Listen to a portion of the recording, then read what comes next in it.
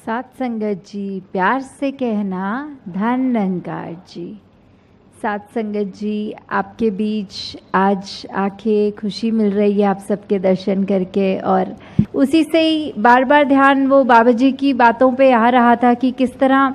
वो भी हमें यही समझाते थे कि हमें किसी से भी, क्योंकि उनका पहनावा हमसे अलग है, उनकी भाषा हमसे अलग है, उनसे हम इस बेसिस पे नफ़रत नहीं करनी चाहिए, ना ही ऐसे मानना चाहिए कि हमारी संस्कृति, हमारा कल्चर सुपीरियर है उनके कल्चर से।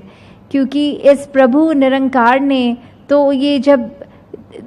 ये संसार की रचना की है तो उन्होंने सब इस तरह खूबसूरती से हर जगह में ये वैरायटी दी है कि उसमें हम ये इंसान एक साथ को एग्जिस्ट करते हुए यूनिटी इन डाइवर्सिटी की बात जहाँ पे आती है कि इस तरह हम अगर रहें तो ये दुनिया बहुत ही खूबसूरत हो सकती है। और इसी तरह हमारे प्रण में भी वो बात लिखी है कि हमें किसी के just because the other person is from a different caste culture community, तो वी शुडंट डिस्क्रिमिनेट और हेट दैट पर्सन। तो ऐसे ही और भी जब आपके महात्माओं के चरणों में दृश्य देखा तो हर जगह यही था कि एक पानी चल रहा है, वहाँ बीच का सैंड का नज़ारा है, और देखा कि ऊपर तो सन है, वो पूरी तरह ब्लूम हो रहा है, इतनी उसकी तेज़ धूप लग रही है, और जब वो सन रेज हमारे स्किन पे आ रही हैं तो स्किन का शेड काला हो रहा है। तो इसी तरह जहाँ सोच रहा है दिमाग की अरे इतनी ऐसी एक चीज़ जो लाइट भी दे रही है, वो किसी का इम्पैक्ट डार्क कैसे कर रही है स्किन को। वही निरंकार के प्रति उसी तरह ये ख्याल आए कि ये दुनिया की प्रवृत्ति आजकल चल रही है कि कोई गैजेट्स या कोई चीज़ डिज़ाइन तो होते हैं, कोई हमको अच्छा हमारा टाइम सेव होए या किसी प्रोग्रेस की तरह उस गैजेट को यूज़ किया जाए, और हम उसको उसके बजाय जो उसका वो है ध्यान उस पर डाल देते हैं कि ये हम मैक्सिमम से मैक्सिमम इसका गंदा यूज़ क्या करें। हालांकि सन की टैनिंग से प्रोटेक्शन के लिए एक सन ब्लॉक लोशन होता है, अगर वो लगा लें तो वो इम्पैक्ट उस तरह से नहीं आएगा। इसी तरह हमें हर चीज़ जब तक बैलेंस में करें, जिस तरह बोलते हैं जीवन को भी जीने के लिए ये सहज अवस्था कि कैसी भी सिचुएशन हो उसमें अपना डिफेंस जब हम ये निरंकार को अपने आगे रख लेंगे तो कोई भी चीज़ अपनी गंदी तरह उसका इम्पैक्ट हम पे नहीं कर सकती। सात संगत जी, एक उदाहरण के तौर पे कि जिस तरह अभी ये बात हो ही रही थी कि हम सिर्फ एक कल्चर को एक अपने सोसाइटल स्टेटस के हिसाब से हम कोई ऊंचे नहीं नीचे नहीं हो जाते। हमको अगर ऊंचा होना है तो अपने कर्मों से ही ऊंचा होए। अगर हम एक कोई जैसे कहते हैं कि ऊंचे कुल में जन्म लिया है तो भी हमारे कर्म जो हैं वो इतने घटिया कई बारी हो जाते हैं, तो हम कर्मों से ही हम ऊंचे कुल में माने जाएं, ना कि because we are born in a certain family. जैसे उदाहरण के तौर पे एक कपल जो था वो बहुत ही अच्छे काम करता था, वो उनकी सोसाइटी में बहुत ही जय जयकार होती थी because they were doing good to the society. अब आगे जब उनका बच्चा हुआ, वो बच्चे ने बड़े होके डकैती करनी शुरू कर दी, रॉबरी करनी शुरू कर दी, तो उसका तो किसी ने गुणगान नहीं किया, उस बच्चे की किसी ने जय जयकार नहीं करी। तो हालांकि वो भी उसी नीश ऑफ सोसाइटी, वो हाई सोसाइटी का था, तो क्यों नहीं, ऊंचे कुल का जन्मा था, तो भी उसके लिए दृगाकार क्यों हिस्से आई? वो इसीलिए क्योंकि उसके कर्म वैसे नहीं थे जो उसको एक एलिवेट करें। तो इसी तरह हमें भी अपने जीवन में ये नहीं देखना कि हमारा सारा पार उतारा इसीलिए हो जाएगा क्योंकि हम हमारे पुराने जुड़े हुए हैं इस मिशन से, या हम बचपन से ही ज्ञान लिए हैं और अपनी ज़िंदगी चला रहे हैं। हमारे कर्म जब तक ज्ञान की भाषा में अपने कर्म रूप में नहीं उतरेंगे तो तब तक कोई संगत आने का भी फ़ायदा नहीं, और अगर निरंकार का ज्ञान लेकर निरंकार को भूल ही गए हैं तो भी उसका कोई फ़ायदा नहीं। जैसे ही अभी कर्मों की भी बात हो रही थी, तो काफ़ी एग्जाम्पल्स ऐसे भी आए हैं जो लाइफ ट्रांसफॉर्मेशन की बात जैसे होती है, तो वैसे ही वो कर्म, जैसे एक सज्जन ठग थे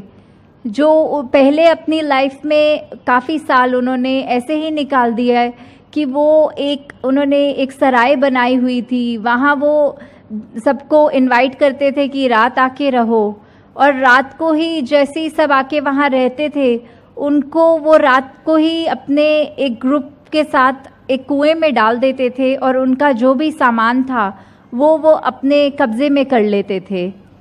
फिर जैसे ही उनके जीवन में ये ज्ञान की लौ जली, उनको अपने आप ही एहसास हो गया कि अभी तक उन्होंने चाहे जीवन में बहुत गलत काम किए हैं, पर it is never too late to start again with a beautiful life. तो वो ज्ञान की लौ जब तक जीवन में नहीं है, तब तक उनके ये समझ में नहीं आया था कि यही जहाँ वो औरों को कष्ट दे रहे थे, अब वो हर एक के साथ प्रेम कर रहे हैं, और अब वो जहाँ सबको लूट रहे थे, अब उनके लिए लाइफ में कंफर्ट प्रोवाइड करने लग गए। ये ज्ञान की रोशनी ही जब ज़िंदगी में आती है तो हमें एक करेक्ट डायरेक्शन मिलती है, एक सही दिशा मिलती है। जिस तरह आप यहाँ समुद्र में भी देखते होंगे, हवा के अनुसार सेल को एडजस्ट किया जाता है,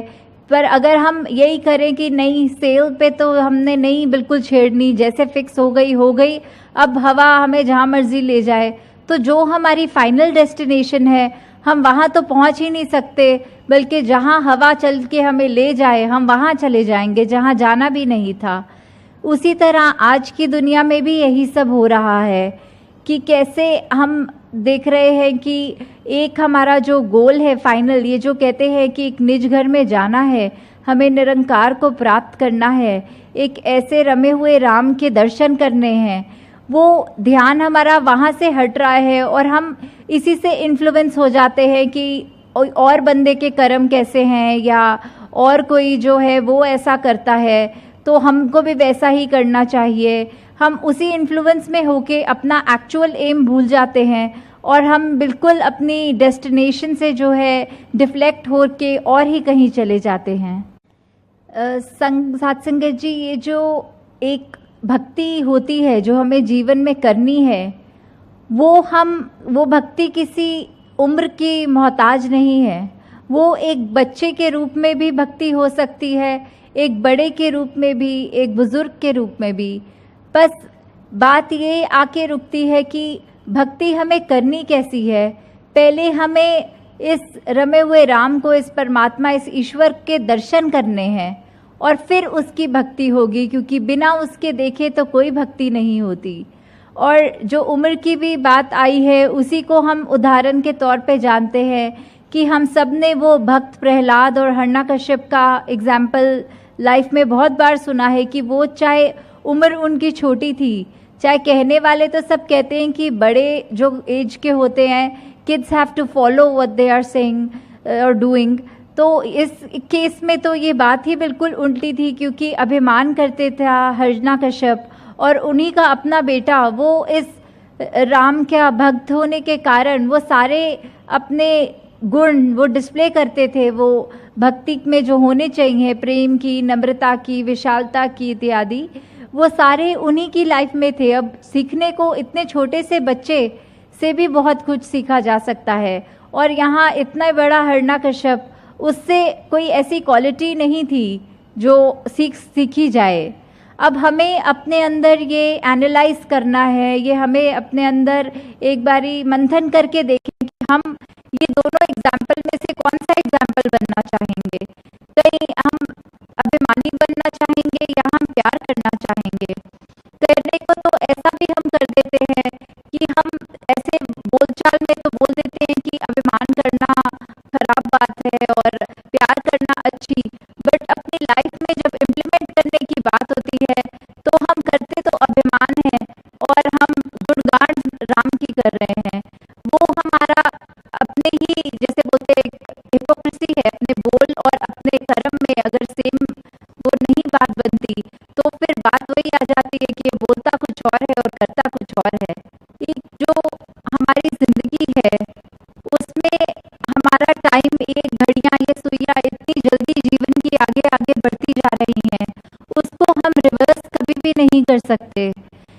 से हमने चाहे कितना भी जीवन जी लिया हो, आगे का जीवन बेटर करने का हमेशा हमारे पास वो एक स्कोप है, चाहे उम्र कुछ भी हो। जैसे एक इटर्निटी की बात होती है, एक फॉरएवर की बात होती है, उसके आगे तो किसी का 20 साल का जीवन जिया हो या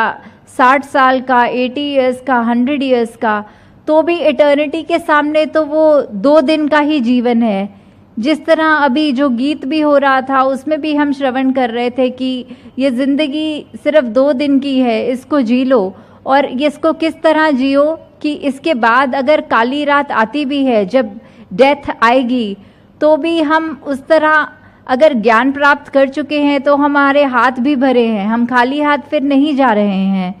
उसी तरह अपना जीवन हम किसी भी पल सुधार सकते हैं। और यही हम निरंकार परमात्मा से अरदास करें कि जो अभी तक जी लिया, जो अभी तक जैसे भी कट गई, उसमें जो गलतियां हों उसकी क्षमा मांगते हुए सिमरन करें, तू ही निरंकार, मैं तेरी शरण, हाँ मैनू बख्श लो।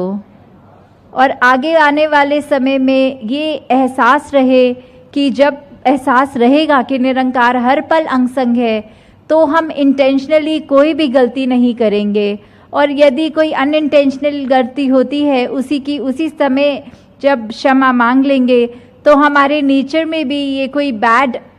चीज़ें कोई भी इनकलकेट नहीं होंगी, जो कहते हैं काम, क्रोध, मोह, लोभ, अहंकार, इस तरह, या अभिमान या इत्यादि बहुत होती हैं ये खामियां एक जीवन में जो आने को आ सकती हैं। अगर हर पल निरंकार का एहसास करेंगे तो हम गलतियां भी कम से कम करेंगे। और दासी आप सबका और ज़्यादा टाइम नहीं लेगी, बस ये देख के बहुत ही अच्छा लगा कि इतने डिसिप्लिन में आप सब आए, संगत करी, और कैसे ये निरंकार का गुणगान आपने किया। और आगे कृपा करें निरंकार की ये जो भवन भी आपका अभी उद्घाटन रूप में हुआ और कंस्ट्रक्शन ऑलरेडी उसकी स्टार्ट हो गई है, इसमें हम बढ़ चढ़ के संगत करें, खुद भी अपने जीवन में ऐसे गुण लाएं कि आसपास भी जो हमसे जीवन में इंटरैक्ट करते हैं वो खुद ब खुद हमसे ऐसा पूछें कि आपके जीवन में ऐसा क्या है जिसके लिए आपके डिफरेंट है जीवन, ये पॉजिटिवली डिफरेंट जीवन जी रहे हैं आप। तो वो प्रचार सबसे अच्छा कर्म रूप का प्रचार होता है। उसी रूप में निरंकार कृपा करे हम सब, एक एक बच्चा बच्चा, बड़ा बड़ा, सब अपनी लाइफ में बहुत ही प्रचार कर सके। साथ संगत जी प्यार से कहना, धन्यवाद जी।